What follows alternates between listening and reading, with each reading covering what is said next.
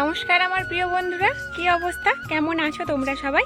আশা করছি যে যেখানেই রয়েছো সকলে ভালো আছো এবং সুস্থ আছো। মেদিনীপুরের এই ছোট্ট গ্রাম থেকে আমি মৌ, আমার চ্যানেল অভিনব ক্রিয়েশনে তোমাদের সকলকে জানাই আবারও একবার অনেক অনেক স্বাগত, অনেক অনেক ভালোবাসা। আজকের ব্লগটা দেখো শুরু করছি আমি প্রায় 8:30 মতো বেজে গেছে এখন। তো কি বলো তো, একটু সকাল থেকেই ব্যস্ত রয়েছি। আর ভাইফোঁটায় রয়েছে হচ্ছে আগামী রবিবারে। তো আজকে আমাদের ঘরে মানে এই যে খাওয়া দাওয়ার প্রোগ্রামটা কিন্তু আজকেই হয়ে যাচ্ছে। আর ফোঁটাটা কিন্তু হচ্ছে সেই রবিবারেই দেয়া হবে। কি বলো তো, আজকে মা তার ভাইদেরকে ডেকেছে আর আমিও আমার ভাইদেরকে ডেকেছি, আমার বৌদি এসছে। তো সবাই মিলে এই যে রান্না বান্নার কাজে সকাল থেকেই লেগে গেছি। তার জন্য তোমাদের সঙ্গে কোনো কিছু ব্লগ শেয়ার করতে পারিনি। আর বুঝতেই তো পারো, বাড়িতে একটা অনুষ্ঠান মানে অনুষ্ঠানের মতো ছোটোখাটো তো হলে কেমন একটা ব্যস্ততা থাকে, তোমরা তো বুঝতেই পারো। তো সকাল থেকেই ব্লগ শেয়ার করা হচ্ছিল না, তাই ভাবলাম এখন একটু মানে সময় পেয়েছি, তাই এখনও খাওয়া দাওয়া কিচ্ছু হয়নি। তো সকাল থেকে মানে কাজ বাজ সব সেরে, বাসি কাজকর্ম সব কিছু কমপ্লিট করে, সব ধোয়া মাজা করে, স্নান টান সেরে, ঠাকুর পুজো দিয়ে রান্নার কাজে বসে পড়েছি। তো কি কি রান্না করেছি তোমাদেরকে অবশ্যই দেখাবো। তো দেখতে থাকো, কতটা কি শেয়ার করতে পারবো জানি না। তোমাদের আশা করছি ভিডিওটা তোমাদের সকলের ভালো লাগবে। তো ছোট্ট হতে পারে কিন্তু ভালো লাগবে মনে হচ্ছে। তো দেখতে থাকো আর একটু সাপোর্ট করতে থাকো। আর কি বলো তো, তোমাদের দাদাভাই হচ্ছে থাকবে না, বড়মশাই হচ্ছে ডিউটিতে চলে যাবে, শনিবার চলে যাবে। তার জন্য এই তাড়াতাড়ি করেই কিন্তু ভাইফোঁটার মানে অনুষ্ঠানটা করে দেওয়া হচ্ছে। তো টিফিনে তেমন কিছুই করিনি, একটু চাউমিন মতো করেছি আর মিষ্টি দিয়েই কিন্তু খাওয়া হয়ে যাবে, আর কিছু করা হয়নি। তো আর ভাতের সঙ্গে ভাজা ভুজি চাটনি এই তোমাদেরকে সব দেখাবো। তো রান্না কমপ্লিট করে দেখাবো, কি রান্না করতে করতে দেখাবো তোমাদেরকে সেটা বলতে পারছি না। তো ভিডিওটা দেখতে থাকো, আশা করছি ভালো লাগবে। আর যারা মানে দেখছো ভিডিওটা তারা অবশ্যই ভালো লাগলে একটা লাইক করো, আর কমেন্ট করতে কিন্তু একদম ভুলো না। দেখতে থাকো। আর এখন দেখো বন্ধুরা, চলে এসেছি রান্নাশালে। তো এখন রান্নাশালেই কাজ বাজ রয়েছে, এখনও কেউ এসে পৌঁছায়নি, শুধু বৌদিকে দাদা এসে আগে থেকে ছেড়ে দিয়ে গেছে। আমি বলে রেখেছিলাম যে বৌদিকে একটু আগে থেকে আসতে, কারণ মানে কি বলতো, লোকজন খাবে দাবার, ছোট্ট বাচ্চা রয়েছে তো একটু মানে ওকেও দেখাশোনা করতে লাগে। তো দেখো বৌদি হচ্ছে আনাজপাতিগুলো কেটে দিয়ে বসেছিল, আর এদিকে মা ভাতটা মানে মাটা আমি ছেঁকবো বলে গামলা এনেছি, মা বললো আমি ভাতটা ছেঁকে দিচ্ছি। তো মা ভাতটা ছেঁকে নিবে। আর এদিকে দেখো বৌদি হচ্ছে সবজি কাটছে, একটা হচ্ছে শাক দিয়ে আলু বেগুন টেগুন দিয়ে একটা পাঁচমিশালি সবজি হবে ছ্যাঁচড়া, আর হচ্ছে ভাজা ভুজি রয়েছে অনেক রকমের। তো এই মাংস চাটনি এই সব দিয়েই কিন্তু খাওয়া দাওয়াটা হবে আজকে। তো দেখো একে একে সব কাজ আমরা করছি, আর মাংসটাও নিয়ে চলে এসছে অনেকটা পরিমাণ মাংস, 3.5 কিলো 4 কিলো মতো মাংস ছিল। তো তার জন্য ওটাকেও আমি একটা গামলাতে বড় জায়গাতে ঢেলে নেব। ওটাতে ছোট্ট জায়গাতে ধরবে না, একটা বড় জায়গাতে মানে রাখতে হবে, ওটাকে আবার ম্যারিনেট করে রাখতে হবে, নুন লবণ হলুদ টলুদ সব কিছু মানে মেখে। আর এখন দেখো এই তো মাংসটাকে গামলাতে আমি ঢেলে নিচ্ছি, তারপর এটাকে ভালো করে না ধুয়ে আনবো। এতগুলো মাংস তো, হ্যাঁ এমনিতেই একটু ধুয়ে দেয় বাজারের দোকানগুলোতে, কিন্তু কি বলতো ওই যে খুঁতখুঁতে স্বভাব আমাদের, এই মানে খুঁতখুঁতে স্বভাব নিয়ে না এই মাংস মানে ভালো করে খেতে পারবো না। তো তার জন্য আর রান্নাও যেহেতু নিজেরাই করব, তাই মানে দেখতে দেখতে এত খুঁতখুঁতানি নিয়ে কিন্তু রান্না করতে পারবো না। তো তার জন্য দেখো আবার ধুতে যাচ্ছি ভালো করে মাংসটাকে। তো মাংসটা না ধুলেই ভালো হয়, ধুলে কি বলো তো এই সময় অনেকটা কিন্তু জল মাংসের ভিতরে চলে যায়। তো মানে মাংস থেকে মানে একটা জল বের হলে তখন মানে অতটা ভালো লাগে না। তবুও মানে বাজার থেকে যেহেতু মাংসটা কিনে আনা হয় না, তবুও আমরা ধুয়েই নিই মাংসটাকে। দেখো ভালো করে কিন্তু জল দিয়ে ভালো করে ধুচ্ছি, আর দেখে নিচ্ছি কোন কোন পিসগুলো একটু বড় রয়েছে কিনা। বেশি বড় পিস আবার আমার ভালো লাগে না, পছন্দ হয় না, ঠিক মনের মতো হয় না, তার জন্য কিন্তু কেটে নিই। তো দেখো মানে দেখে নিলাম কোনটা কোনটা কাটতে হবে, তো সেগুলোকে একটু রেখে দিলাম সাইড করে। তো বেশিরভাগই ঠিকঠাক ছিল, তো বেশি কাটতে হতো না।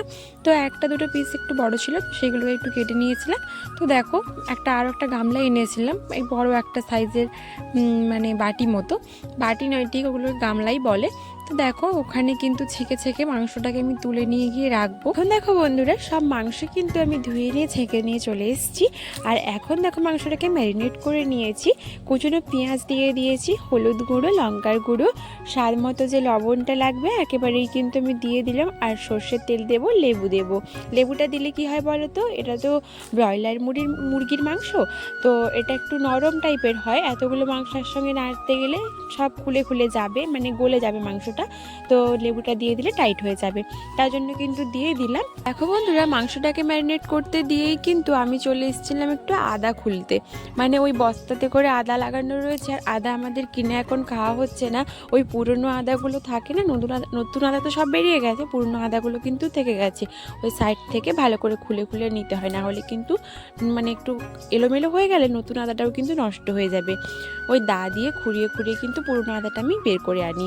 তো দেখো একটু পুরনো আদা বের করে নিয়ে চলে আসলাম, তারপরে বসে পড়েছি আবার রান্না বান্না করতে। প্রথমেই দেখো শুকনো খোলাতে গরম মশলাগুলো ভেজে নিয়েছি, তারপরে কড়াইতে পরিমাণ মতো তেল দিয়েছি। এখানে 4 কিলো মতো মাংস রয়েছে, যেহেতু মানে 4 কিলোর একটু কম হবে, কাছাকাছি রয়েছে। তো কড়াইতে তেল দিয়ে তারপরে একটু রং করার জন্য ওই স্বাদ মতো যে চিনিটা লাগে ওটা দিয়ে দিলাম। তারপরে ওটা একটু ফেনা ফেনা হয়ে উঠে এলেই দিয়ে দিলাম হচ্ছে দেখো কুচনো পেঁয়াজের পরিমাণটা একটু হয়তো কম হয়ে গেছে জানি, কিন্তু কি বলতো একটু কম তেল মশলায় খেলে ভালো, তো তার জন্য কিন্তু কম তেল মশলাতেই করলাম। আর একটু হিসেব করেও তো চলতে হবে, তাই না বলো? তো তার জন্য তো দেখো তারপরে কিন্তু একে একে আদা বাটা দেবো, তারপরে রসুন বাটা দেবো। প্রথমে আমি রসুন বাটাটা দিয়েছিলাম, তারপরে আদা বাটাটা দিই। তো আমি সবসময় এভাবেই রান্না করি, আমার মা রান্না করে, শাশুড়ি মা। তো প্রথমে উনি রসুন বাটাটা দেন, তারপরে আদা বাটা দেন, তো আমি সেভাবেই বলে দিলাম। তো যাই হোক, তারপরে দেখো বাটিতে করে রেখেছিলাম গুলে হচ্ছে হলুদ আর লঙ্কার গুঁড়ো, ওটাকে দিয়ে ভালো করে মশলাটাকে কষিয়ে নেব। তো তারপরে কিন্তু মশলাটা ভালো করে কষানো হয়ে গেলে তারপরে মাংসটা দিয়ে দেব। আর তোমাদের হয়তো একটু প্রবলেম হবে, তার কারণ হচ্ছে আমার গলাটা কিন্তু বসা বসা। তো কি রান্না করছো? মাংস। দেখো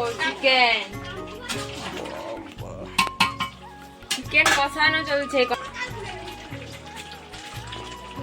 মিট মশলা দিয়ে দেই, একটা গুঁড়া মশলা করছি, তাও একটু মিট মশলা দিয়ে দিই।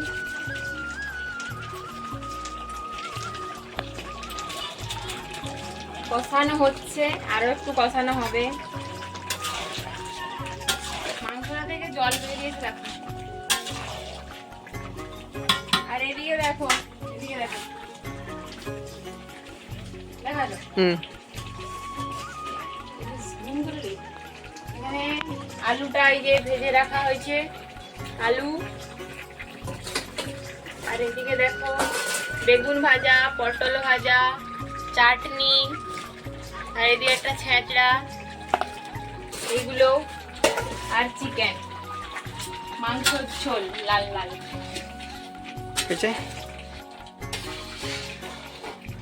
বন্ধ। কে খাবে চলে আসো। ঠিক আছে, বন্ধ করুন। তো দেখো বন্ধুরা আমার বৌদি তো আগে থেকে চলে এসেছিলো, কিন্তু কি বলতো আমার ভাই কাকুর ছেলেমেয়েরা না একটু দেরি করে এসছে, ওই জন্য একটু সকাল সকাল চাউমিন বানিয়েছিলাম খাবে বলে এসে, তো ওরা না খায়নি, এসেই কিন্তু একেবারে ভাত খেতে বসে গেছিলো। তো দেখো সব কিন্তু পড়ে রয়েছে জানো, মিষ্টি, তারপরে দই এনেছিল, ওগুলো যেহেতু ওদের খাওয়ার সময় ভাতের সঙ্গে দিয়ে দিয়েছি, ভাত খাওয়ার পরে মানে শেষে মিষ্টি মুখ করতে দিয়ে দিয়েছি মিষ্টি আর দইটা। কিন্তু কি বলতো চাউমিন তো আর এখন খেতে পারবে না, তার জন্য বলছে আমি ক্যারিতে ভরে কিন্তু তোদেরকে দিয়ে দিচ্ছি, তোরা ঘরে গিয়ে যখন সময় পাস তখন কিন্তু খেয়ে নিস। তো যাই হোক এই বলেই কিন্তু সব গুছিয়ে কাছিয়ে দিচ্ছিলাম। দেখো বন্ধুরা তারপরে ওরা কিন্তু একে একে সবাই চলে গেল, তারপরে আমার কাজ তো আমাকে সারতেই হবে, পুরো বাড়িটাকে ভালো করে ঝাঁট দিলাম। তারপরে যেখানে যেখানে এই যে এঁটো কাটা ছিল সেই দিকটাকে কিন্তু আমি ভালো করে লেপে নিচ্ছি। তো যেখানে খাওয়া দাওয়া ছিল সেদিকটা প্রথমে লেপলাম, আর এই দিকে কিন্তু কিছু তরকারিপত্র রাখা হয়েছিল ওই দিকটাও ভালো করে লেপে নিলাম। তারপরে জানো তো কালকে রয়েছে হচ্ছে গিয়ে ওই ভাইফোঁটার আমরা আগের দিনকে গরুকে কিন্তু ওই চাঁদমালা দিই, তো সেই চাঁদমালার দিনকে মানে গরুকে ঘাসও দিতে হয়। আর ছাগল যেহেতু রয়েছে যেহেতু ঘাস তো আমাকে কাটতেই হবে, তাই জন্য দেখো আমি না একটু ঘাস কাটতেও যাব।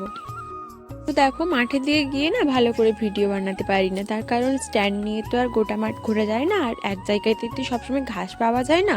তার জন্য দেখো একটু মাঠের এদিক ওদিক ঘুরে আলগুলো ঘুরে একটু ঘাস কেটে আর এই যে দেখো এখন যেটা দেখতে পাচ্ছ এটা হচ্ছে ভাইফোঁটার দিনকের ভিডিওটা। তো দেখো আমি এর সঙ্গে কিন্তু অ্যাড করে দিলাম আমার অনেক ভিডিও জমা রয়েছে, আর একসঙ্গে এতগুলো ভিডিও আমি আলাদা আলাদা করে ভিডিও বানিয়ে দেওয়ার মতো কিন্তু আমি বুঝতে পারছি আমার টাইম হবে না। তার কারণ এমনিতেই অনেক অনেক লেটে আমি ভিডিওগুলো দিচ্ছি, আর এরপরে আরও যদি আলাদা করে ভিডিও মানে এডিট করে আমি দিই তাহলে আরও আমার 10-15 দিন লেগে যাবে। তো তাই দেখো আমি একসঙ্গেই কিন্তু অ্যাড করে দিলাম। আমি ভাইফোঁটার দিনকে ভাইদেরকে ফোঁটা দিতে গেছিলাম, আমার পিসির ছেলেটাও এসেছিল, কাকার ছেলে, আমার দাদা। তো বর্মশাই ওই দিনকে তো বাড়ি ছিল না, তো আমি আর বাবাই গেছিলাম, আর অনেক পিসি টিসি সবাই এসেছিলো, পিসি মানে কাকা সবাইকে ফোঁটা দিবে বলে, কাকা বাবাদেরকে ফোঁটা দিবে বলে। তো দেখো এখানে কিন্তু খাওয়ার সময়কেই সবাই একসাথে জড়ো হয়েছিল।